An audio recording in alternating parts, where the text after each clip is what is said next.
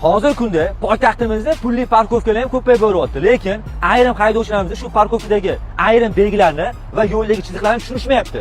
Diqqat qiling, hozirgi shularni tushuntirib beraman. 5-15-1 pulli parkovkaning tagida 765 degan belgi bor. Ko'pchilik tushunmayapti. Bu faqat yengil avtomobillarni va mototsikllarni xuddi shunday burchak ostida qo'yishi bilan qatnov qismiga. Boshqa turdagi transport vositalar bunaqa usulda ham va boshqacha usulda ham qo'yishi taqiqlanadi. Eslab qolinglar. E'tibor bersanglar, pulli parkovkaning tagida 761 belgisi turibdi. Bu barcha transport vositalarining qatnov qismi chetiga parallel ravishda qo'yish biladi. Boshqacha usulda qo'yish taqiqlanadi. Har bitta pulli parkovka hududlarida parkovka belgisi bilan 717 nogironlar degan belgi o'rnatilyapti. Bu faqat nogiron taniqlik belgisi o'rnatilgan nogiron haydovchi uchun.